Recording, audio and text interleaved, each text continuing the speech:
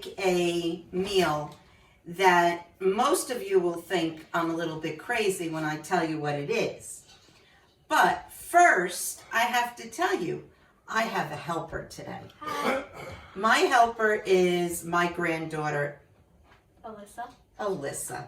And she's so excited about doing this because she actually loves all of our videos. And she has been cooking with me for a long time. Yes. So when she was 2 years old, Yeah. she used to know the recipe for pancakes, for homemade pancakes. And I'm not talking about a mixed pancake. I'm talking about the pancakes made with flour and baking powder and eggs. And, Yeah. do you remember that? Yeah. Yeah. Because that's what she wanted for breakfast every day. Every day with pancakes with food coloring in them. Yeah, exactly. So today what we're going to be making is goulash. Now, most of you would think goulash is a red sauce. Not in my house.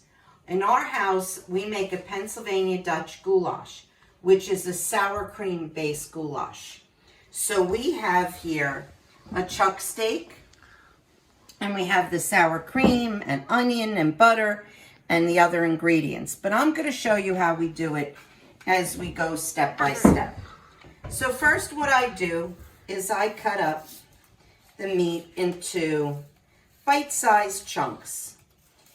Now this recipe has been handed down to me for generations.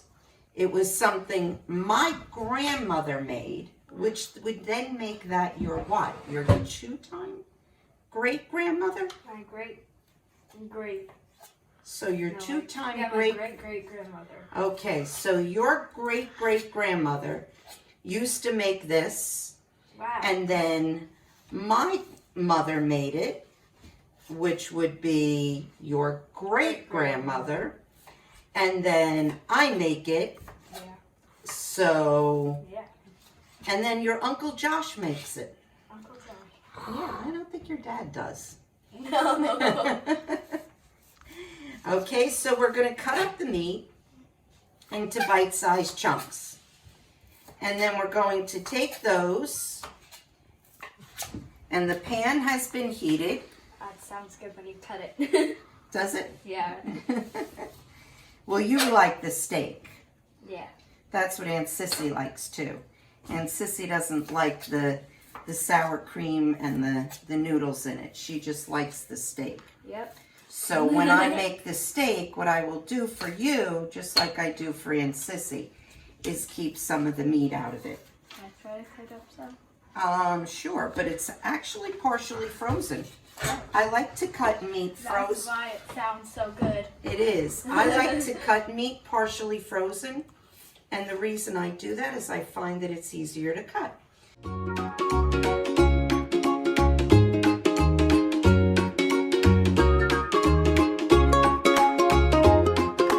Good job. Excellent. Well, first we're going to put a stick of butter into the pan. And while that butter is browning butter, because we already had our pan hot, okay? We want brown butter for this. So as our butter is melting and browning, we're going to wash our hands because I wash my hands all the time. And now, listen, what we're going to do is we're going to take all this meat that I cut up. Hi, Emma. Hi. And I'm going to put that into the pan. With the browning butter. With the butter.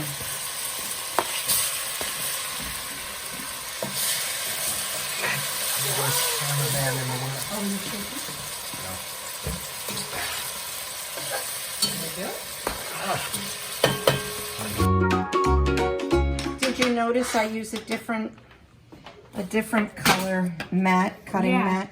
Yeah.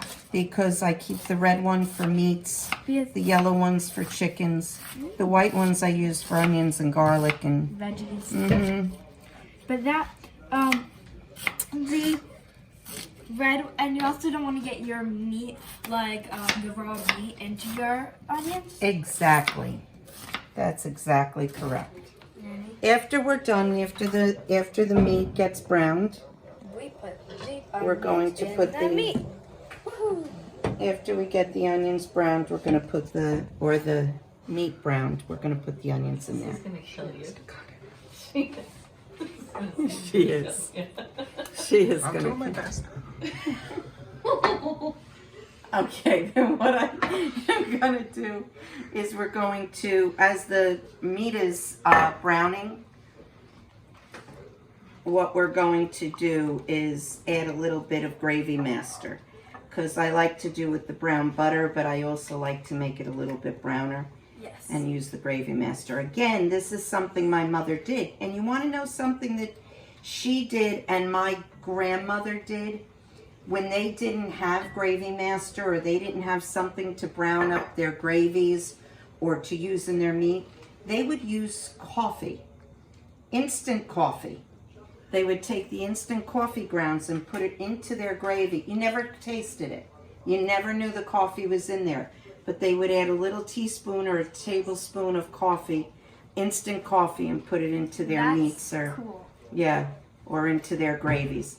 Like when you make brown gravy, after you cook a roast and you want to make brown gravy, that's something that they would do. And I learned that, but you want to know something, I don't usually have instant coffee in the house anymore. Coffee. Now you have that. So Now you have exactly. Stewing the meat. We're not sauteing, browning it like traditionally. We're stewing it because that's how this recipe is made. Again, family recipe. This is the way I learned, so this is what I do. And then we put in the onions. Onions. And I use one large onion for that. I use a large package of beef because I'm making a lot today so that you can get some to take home. Yay. Okay, so I'm going to let these onions cook a little bit. Yes. Okay? Yay. And then after we do that, we'll move on to the next step. Yes. So now what we're going to do for the third time is add a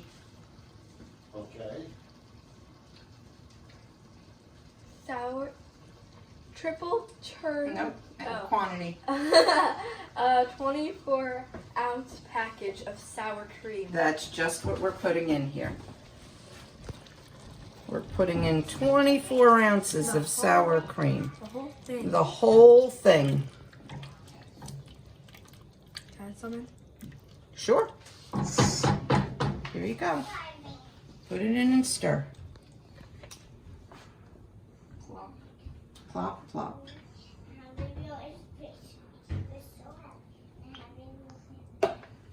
Got it? Mm-hmm. Stir it all in. Smells good. Now, I was raised on this meal, and it was always called a Pennsylvania Dutch goulash.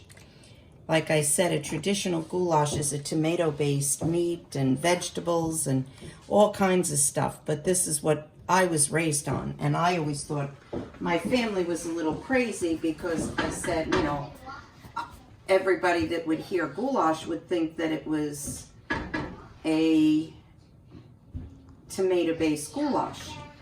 And I would say, no, it's not. It's made with sour cream, and people would think I was crazy.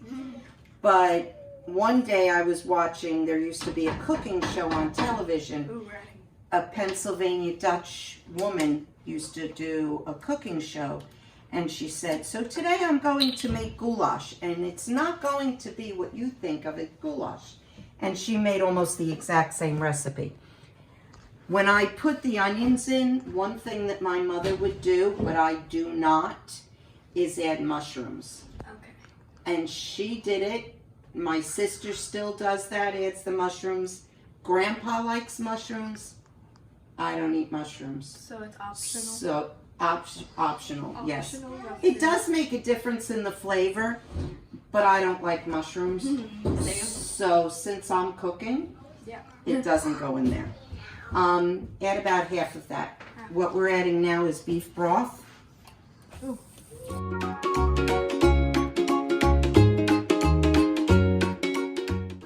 job.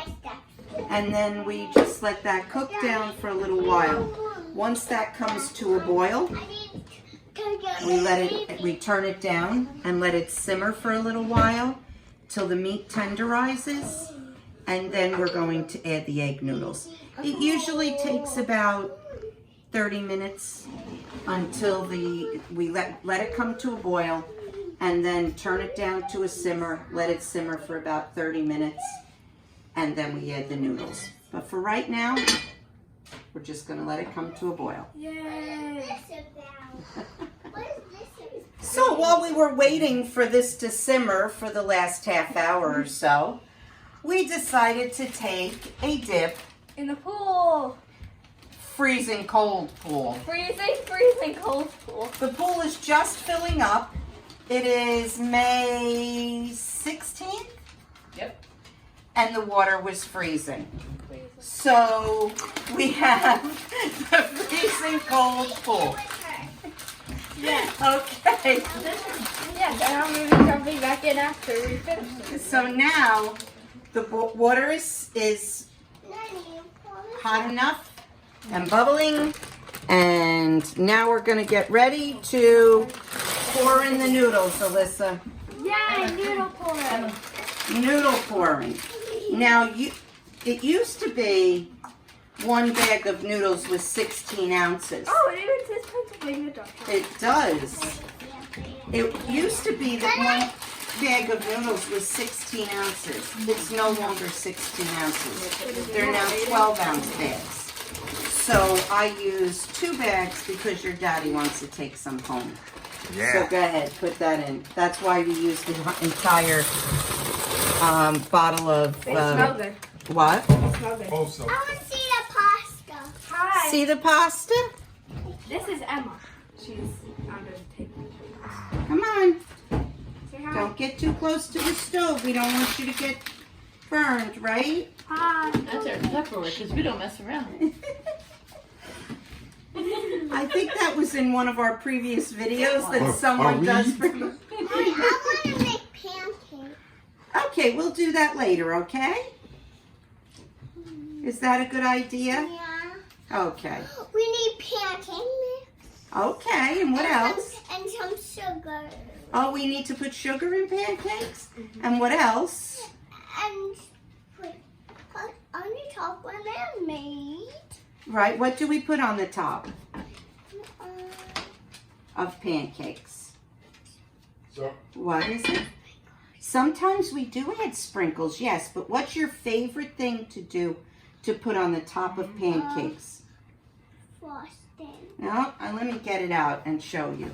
I think I know something that's your favorite thing to put on the top of pancakes. She'll eat it. She'll eat a stick of butter by just grabbing it like an ice pop. Hmm?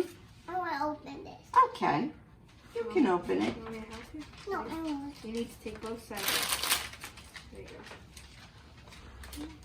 go.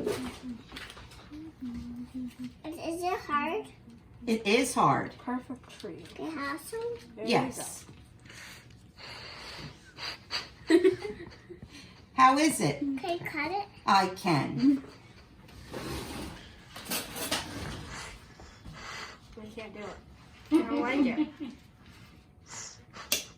Well, do the same thing. It's so good. But I haven't done it before. How's And I wish I that? could just drink salt. Is that better? Say You hi. know when Nanny was a little girl, Nanny always ate lots of butter. I loved lots of butter. I would eat a whole stick of butter. I would. I wouldn't drink milk, but I would eat a whole stick of butter. Yep. It's like a salty ice pop. Stop choking. It's ice Mom. cream. How's that? Can I have some butter? Well, we're going to eat dinner in a little bit, okay? So I need to save some butter. Okay? All right, so we're going to let this cook until our noodles are all done. Mommy, how about we make pancakes now? Okay, we'll make pancakes. And we're gonna cook this until our noodles are all done, Yes. and then our goulash is done. And that's how we make it. I have a butter. I see. She has a butter. This is the best. Yeah.